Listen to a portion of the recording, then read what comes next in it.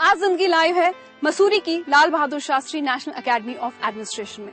ये एकेडमी जहां तैयार होते हैं देश के सबसे प्रतिष्ठित, सबसे सम्मानित और सबसे रुतबेदार नौकरशाह। हर परिवार, हर माता पिता का ये सपना होता है कि उनका बच्चा डीएम कमिश्नर बने, और यही सपना आंखों में लिए हर साल लाखों नौजवान यूपीएससी का एग्जाम देते हैं, दिन रात मेहनत करते हैं, दीन दुनिया को भूलकर पढ़ाई में जुटे रहते हैं। जो खर्च उठा सकते हैं वो महंगी से महंगी कोचिंग लेते हैं, जो नहीं उठा सकते वो अपने दम पर किस्मत आजमाते हैं। लेकिन चंद खुशनसीब ही 6000 फीट की ऊंचाई पर बनी इस एकेडमी में ट्रेनिंग के लिए पहुंच पाते हैं। उनमें से कुछ बिरले ऐसे होते हैं जो उन हालातों में पढ़ लिख कर आईएएस बनते हैं जिन हालातों में कई बार 2 जून की रोटी भी नसीब नहीं होती। वो एक मिसाल है देश के हर बच्चे, हर नौजवान के लिए, और इसलिए वो हिस्सा है आज के जिंदगी लाइव।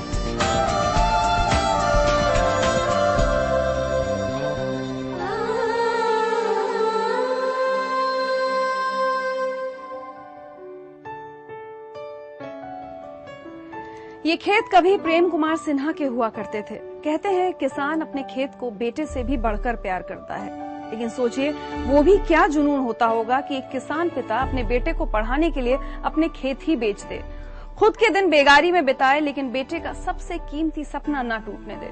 प्रेम कुमार ने बेटे इंद्रजीत को आईएएस बनाने की कीमत अपने खेत बेचकर चुकाई। वो अपनी किडनी तक बेचने के लिए तैयार थे, लेकिन बेटे इंद्रजीत ने ये नौबत नहीं आने दी। झारखंड के एक छोटे से गांव के एक छोटे से किसान का बेटा देश का सबसे बड़ा इम्तिहान पास कर गया।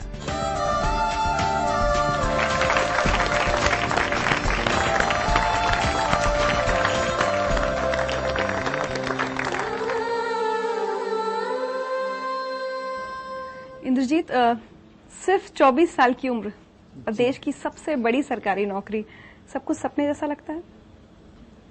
जी, ये एक सपना था देखा गया जो हमने 4वीं 5वीं कक्षा में देखा था, लेकिन काफी सारी चीजें मेहनत के साथ जिस तरह से करते थे, लेकिन लगता था कि पूरा हो जाएगा। एक बच्चा ये सपना देखता हो कि वो एक दिन आईएएस बनेगा, सुनकर थोड़ा अजीब सा लगता है। जी, अजीब तो है, लेकिन कहते हैं ना कि जब सपनों के लिए इरादा हो कि हाँ, इच्छा नहीं होनी चाहिए, इरादा अगर हो तो फिर सारी चीजें, ये खेत, ये खलिहान, ये जो माँ का चूल्हा फूंकना, या फिर ये जो मिट्टी की जो दीवार है जो फट गई है, या फिर छप्पर टूट गया है, उसके ऊपर एक एडवेस्टस रख दिया गया है, तो इससे जो जीवन के प्रति जो अनुभव बनता है उसे जब कागज पर उतार देते हैं तो फिर यूपीएससी तो क्या, दुनिया की कोई भी सबसे बड़ी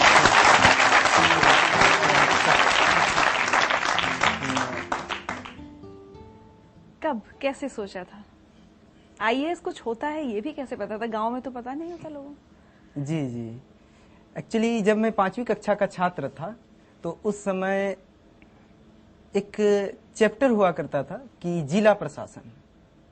तो फिर मैंने पूछा था अपने सर से कि सर, जिला का मालिक कौन होता है?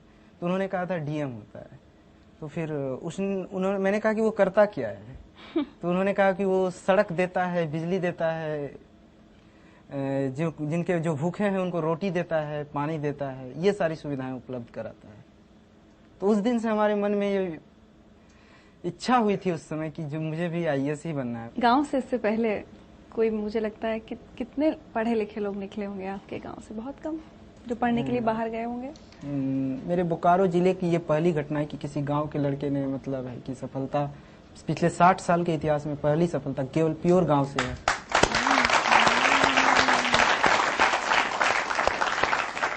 झारखंड से दिल्ली आए थे आप तैयारी करने के लिए? जी हाँ, ग्रेजुएशन करने के तुरंत बाद मैंने सोचा था कि दिल्ली जाके तैयारी किया जाए। दिल्ली में आके बहुत अच्छे मित्र मिले और जिनके साथ मिलके हमने तैयारी की, अच्छी रणनीति बनाई और सबका सहयोग लिया।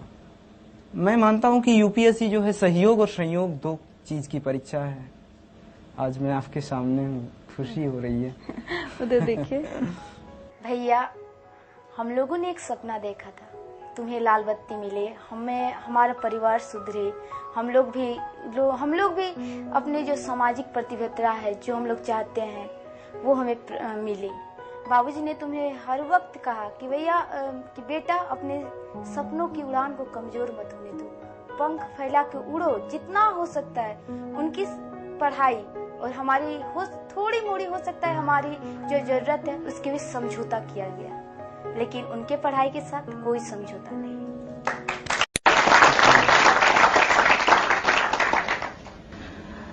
संघर्ष हमारे जीवन में बहुत ज्यादा रहे हैं, लेकिन हमारी पढ़ाई को लेके हमारे बाबूजी ने कभी भी मतलब है कि कोई समझौता नहीं किया। उसके लिए उन्हें जो भी करना पड़ा। एक समय ऐसा था कि रहने के लिए घर नहीं था, तो फिर स्थिति ऐसी आई कि कैसे रहा जाए, मतलब कैसे क्या हो जाए। तो माँ लोग चली गई मामा घर, माँ और दोनों छोटी बहन।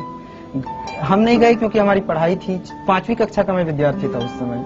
तो मुझे आज भी याद है कि एक आदमी केवल सहयोग के लिए लिया गया था और बाकी ईंट मैं पकड़ाता था। बाबूजी खुद कर नहीं लेते थे और खुद मिट्टी का गारा से बनाया गया घर है ये, और खुद ये सब किए थे।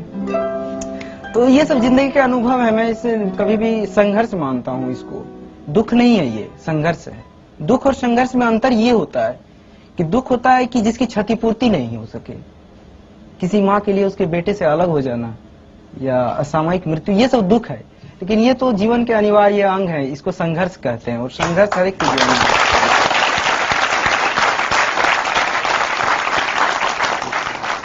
पिता ने आपको पढ़ाने के लिए अपने खेत बेचे भी हैं? जी हाँ, हमारी 80% खेत बिक चुके हैं।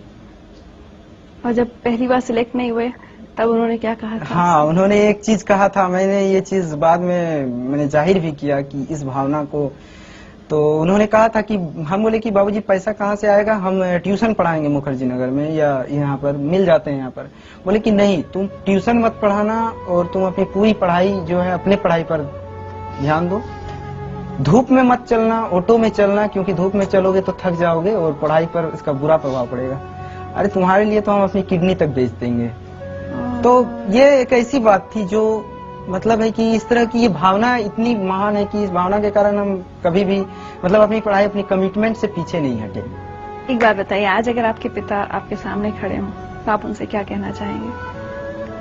देखिए, मेरे बाबूजी तो अभी मेरे गांव में हैं और शायद अगर इस प्रोग्राम को वो देख रहे होंगे तो मैं उनसे यही कहूंगा कि मेरी सफलता से अलग आपके बेटे होने में मेरी सार्थकता है और बस इसी सार्थकता को जीवन भर महसूस करना चाहिए।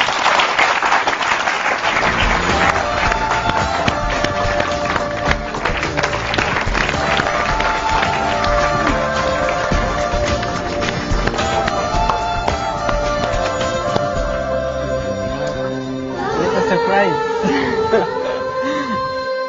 प्रेम कुमार जी, हाँ बोलिए। कभी सोचा था खेती किसानी करते वक्त कि एक दिन बेटा एक सरकारी अफसर, सबसे बड़े सरकारी अफसर की गद्दी पर बैठेगा? एकदम जब से इसको पढ़ाई में ख्याल आया तब से मैंने ये सोचा था, ये आज की सोच नहीं है। आपको पता था आईएएस क्या होता है? आईएएस क्या होता है ये पता नहीं था, लेकिन अफसर जो होते हैं मेरे जिला के, हाँ। उसको तो देखे थे। हाँ, सही बात है। कभी अपने बेटे से ये नहीं कहा कि अरे तुम नहीं कर पाओगे, तुम कहाँ, मैं नहीं तुम्हारा खर्चा पढ़ाई का उठा पाऊंगा? मैं कैसे कर दूं, वो कभी नहीं सोचा। मैंने खर्चा उठाने के लिए तैयार था, मेरे पास जमीन थी, जमीन बेच कर देते। मेरे पिताजी ने मुझे मरने के बाद दिए। अब वो जमीन मैं इसको देता मरने के बाद, तो ये मैंने सोचा कि मरने के बाद क्यों मैं दूं, अब ये दे दे, और रहेगा तो बेटा का और नहीं रहेगा तो बेटा का। उधर देखिए। सिंगोजीत बेटा कैसे हो? आप खाने पाने के ध्यान दीजिए। आज तुम्हारे लिए गुड़ रोटी बनाई है। आज ट्रेनिंग में ज्यादा खाना पीना का ध्यान दीजिए। आज तुम्हारे लिए हम दुल्हन खज के रखे हैं, रिश्ता तय हुआ है। खाना आपको तैयारी गुड़ रोटी है।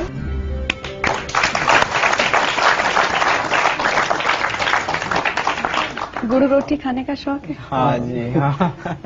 बहुत गुड़ रोटी खाता था।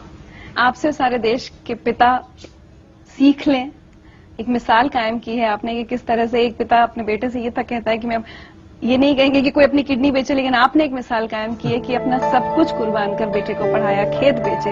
आज जिंदगी लाइफ की तरफ से आपको सम्मानित किया जा रहा है।